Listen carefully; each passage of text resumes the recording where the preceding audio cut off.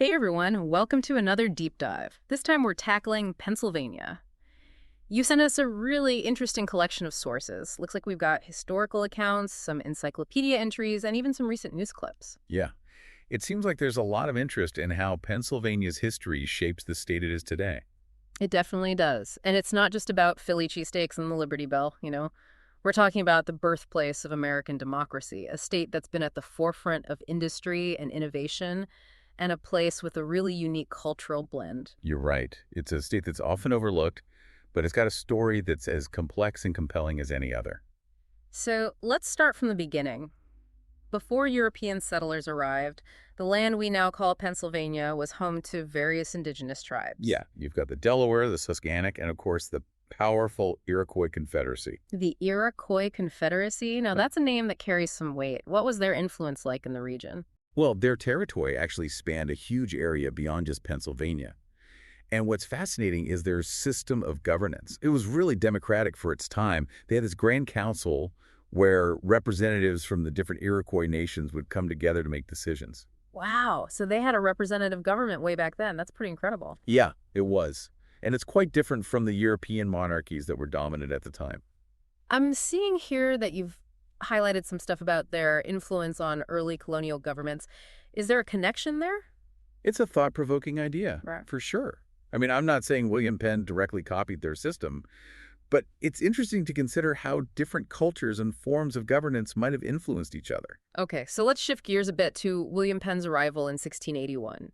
He comes over with this grand vision for a colony based on religious freedom and Quaker principles. Right. And that vision really attracted a diverse group of settlers. You had Quakers, of course, Right. but also Germans, Scots-Irish, and others who were seeking refuge from persecution in Europe. So from the very beginning, Pennsylvania had this kind of melting pot of cultures. Exactly. And that diversity has really shaped the state's character over the centuries. But Penn wasn't just dealing with these different European groups, right? He also had to navigate relationships with the indigenous tribes. Absolutely.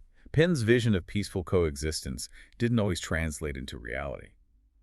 There were treaties and attempts at diplomacy, but ultimately the expansion of European settlements led to displacement and conflict. It seems like there's a tragic irony there. A colony founded on ideals of freedom and tolerance also contributed to the displacement of the people who are already here. It's a complex part of the story that's important to acknowledge, and it's a theme that continues to resonate today in the ongoing debates about land rights representation and the legacy of colonialism. All right, so we've got this melting pot of cultures and this complex relationship with the indigenous population. Now, one thing that really jumped out at me from your notes is Pennsylvania's role in the American Revolution. Yeah, it's pretty significant. Both Continental Congresses met in Philadelphia, and of course the Declaration of Independence was signed there in 1776. You even marked a passage in one of the historical accounts about how Philadelphia was teeming with activity during that time. Must have been a pretty wild scene. Oh, I bet. Delegates from all the colonies coming together, heated debates, the sense that history was being made. Philadelphia was at the epicenter of the revolution. It's like the birthplace of American democracy, right there in Independence Hall. And Pennsylvania was right in the thick of it all. It was one of the most active and influential colonies in the fight for independence. Right. And it wasn't just about signing documents. Pennsylvania also contributed troops supplies and even had a couple of major battles fought within its borders. Exactly. The Battle of Brandywine, just outside Philadelphia, was a turning point in the war, even though it was a loss for the Americans. And then there's Valley Forge, where Washington and his troops endured that brutal winter. Those stories are etched into Pennsylvania's landscape. Okay, so we've got this colony founded on these big ideals, wrestling with the challenges of colonialism, and then playing this pivotal role in the birth of a nation. That's a lot to pack into just a few decades. And it really sets the stage for what Pennsylvania becomes in the centuries that follow. I'm seeing you've got some articles about Pennsylvania's economic development. Do you want to dive into that next? Absolutely. I'm particularly interested in how Pennsylvania transitioned from an agricultural economy to becoming this industrial powerhouse and then to the more diverse economy we see today. Well, that evolution really mirrors the changes that swept across America during the 19th and 20th centuries. And Pennsylvania's rich natural resources played a huge role in its growth. We're talking coal, timber, iron ore, and fertile farmland. Right, exactly. And you also highlighted a section about the importance of Pennsylvania's river systems. Yeah, they were essential for transportation and trade, right? Yeah. Connecting Pennsylvania to the rest of the colonies and later to the growing nation. Absolutely. So you've got the natural resources and this transportation network. What were some of the key industries that emerged? Well, I know agriculture was huge. Pennsylvania was like a breadbasket for the nation, producing wheat, corn, and all sorts of other crops. But then things started to change pretty rapidly in the early 19th century, That's when the Industrial Revolution really kicks in. with innovations like the steam engine and the railroad transforming transportation and manufacturing. Exactly. And Pennsylvania was really well positioned to take advantage of these new technologies. I'm guessing coal played a pretty big part in that. Absolutely. Pennsylvania had huge deposits of anthracite coal, which was highly prized for its energy content. It fueled the factories, the railroads, even people's homes. So this is where we see the rise of cities like Philadelphia and Pittsburgh. Exactly. They became centers of industry and commerce. Philadelphia, with its port and its legacy, as the nation's first capital, continued to grow as a financial and cultural hub. And Pittsburgh, with all that coal nearby, became a steel-making giant. It earned the nickname Steel City for a reason. The steel mills of Pittsburgh produced the materials that built skyscrapers, bridges, and railroads across the country. It's an amazing story of growth and innovation, but I'm also seeing some of your notes about the downsides of this industrial boom. Things like labor unrest and environmental damage. Yeah, the rapid industrialization of Pennsylvania brought both progress and problems. Working conditions in the factories and mines were often harsh and dangerous. And the demand for coal led to widespread mining, which had a huge impact on the environment. Absolutely. Deforestation, pollution, and mining accidents were all part of the story. It's a reminder that economic progress often comes at a price. So we've got this incredible transformation from an agricultural society to this industrial powerhouse, but it's a really complex story with both positive and negative consequences. And that complexity continues to shape Pennsylvania today. We'll talk more about that in the next part of our deep dive. Picking up where we left off, Pennsylvania's journey from pre-colonial times to industrial powerhouse is pretty fascinating.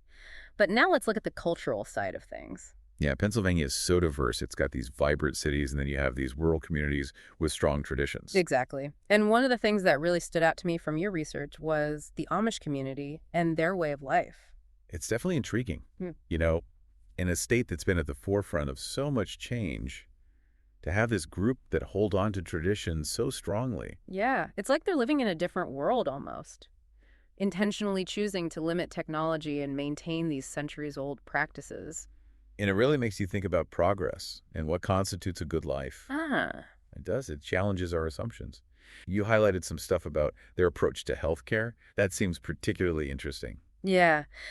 They tend to rely on traditional remedies in their community for healthcare, but they're not completely opposed to modern medicine. It's like this balancing act, preserving their way of life, but also addressing their practical needs. It must be tricky to navigate between those two worlds. It is. But Oh. from what I've read, they've found ways to make it work. And it speaks to their resilience as a community. Right. Speaking of distinct cultural traditions, we can't forget about the Pennsylvania Dutch. Oh, absolutely. They're another group that adds to Pennsylvania's unique character. I was especially drawn to the images of their folk art, the hex signs on the barns. Oh, yeah. They're so iconic, those colorful designs. They're more than just decorations, though. They have deep roots in folklore. Good luck, ward off evil spirits. Wow, so they're like talismans almost, protecting the farm and the family. You could say that. And the colors and designs. Each one has a specific meaning. I'm curious, though, is the younger generation still carrying on these traditions? From what I've gathered, there's definitely a conscious effort to preserve the Pennsylvania Dutch heritage. You see younger artists incorporating traditional motifs into their work, but with a modern twist. It suggests that the culture is still alive and evolving. That's great to hear. And of course, we can't talk about the Pennsylvania Dutch without mentioning the food. You're right, their cuisine is amazing. Those Pennsylvania Dutch pretzels, the shuffly pie, the whoopie pies. Come on, they had to get creative with ingredients. Yeah, they were resourceful, using what they had to create these delicious dishes. It's comfort food at its best. It really is. Okay, but let's move from the countryside for a bit and head into the cities.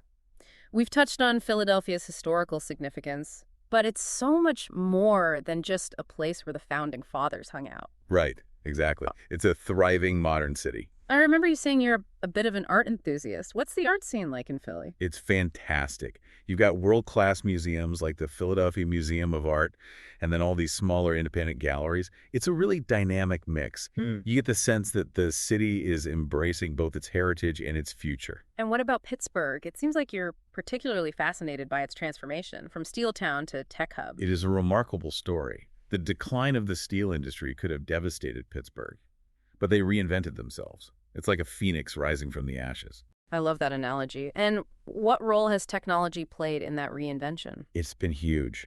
Pittsburgh is now a leader in robotics healthcare technology. It's really become a center for innovation. And has that shift been reflected in its cultural scene, too? Yeah. You mentioned the Andy Warhol Museum. Hmm.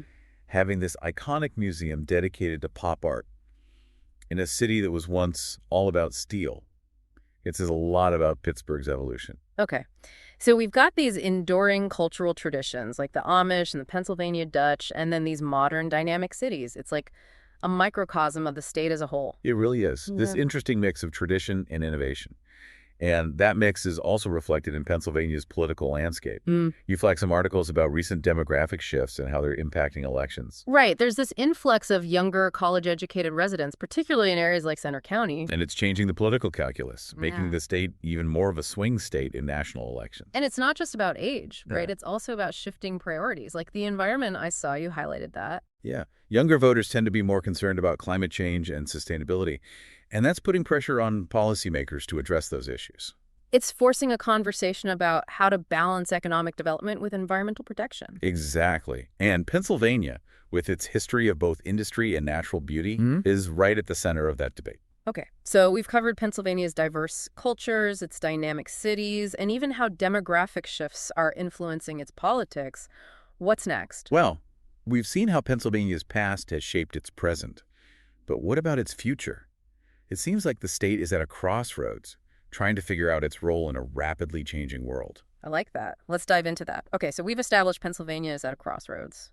What exactly did you mean by that? Well, Pennsylvania has always been kind of a microcosm of America, but right now it feels like the state is facing some big questions. Questions that the whole country is dealing with. Give me an example. What kind of questions? Well, like how do we balance economic growth with protecting the environment? How do we bridge the divide between urban and rural communities? And how do we prepare for a future that's going to be shaped by technology and globalization? Yeah, those are definitely big questions. And it seems like Pennsylvania's history and demographics make those questions even more complicated. Right. It's like all those threads we've been talking about, the Yeah. history, the culture, the economy, they're all kind of converging at this moment. Yeah.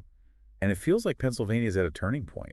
So the decisions that Pennsylvanians make over the next few years are going to have a ripple effect beyond just the state. Potentially, yeah. I mean, Pennsylvania has always been a bellwether state in elections. And the issues that are being debated there are often the same issues that are playing out across the country. You've got a lot of notes on the role of technology in Pennsylvania's future. Do you see technology as a potential solution to some of these challenges? It's tough to say. Technology is definitely a double-edged sword. On one hand, it has the potential to create jobs and opportunities, especially in areas that have been hit hard by the decline of manufacturing. But it can also widen inequality if those opportunities aren't available to everyone. So it's not enough to just have the technology. You need the infrastructure and the education to make sure everyone benefits. Right. And that brings us back to some of those political debates we talked about. Are policymakers going to make those investments? Are they going to put policies in place to ensure a more equitable distribution of the benefits? So it sounds like Pennsylvania's future really depends on its ability to adapt and make some tough choices. Yeah, I think so. And it's not just about government policy. It's also about the choices individuals make, the businesses that invest in the state, and the communities that work together to solve problems. Thinking about Pennsylvania's role in the nation as a whole, we've talked about how it's often seen as a bellwether state. What does that mean for the country going forward? Well, the issues that are being debated in Pennsylvania are often the same issues that are being debated on a national level. So how those debates play out in Pennsylvania could have implications for the direction of the whole country. It's like Pennsylvania is a testing ground for these big ideas. In a way, yeah. And because Pennsylvania has such a diverse population, both geographically and politically, those ideas have to appeal to a broad range of people if they're going to succeed. So as we wrap up this deep dive into Pennsylvania, it's clear that the state's story is far from over. It's got this rich and complex past, and its future is full of both challenges and opportunities. Exactly. And I think that's what makes it so fascinating to study. It's a reminder that history is always unfolding, Yeah. and we're all part of that unfolding story. I like that. And I hope our listener feels empowered to keep exploring Pennsylvania's story because it's not just about one state. It's about understanding the forces that are shaping the world around us. Right, so keep asking questions, Mhm. keep learning, and keep those conversations going. Thanks for joining us on this journey through Pennsylvania. We'll see you next time for another deep dive. Today is your lucky day. Today is the day that our $3 website works for you, paying you directly to your PayPal daily. Imagine $3 ongoing continuous payments to your PayPal account. Imagine falling asleep and waking up to $300 in your PayPal account. How would this make you feel? How could this help you? What bills could you pay? What kind of fun could you have? What does that retirement look like now? All for a one-time payment of $3. This website is DFY done for you, fully built and completely hosted, and never stops collecting payments for you. You have spent $3 on coffee on a regular, but that coffee won't help you create multiple streams of income. Click the link below.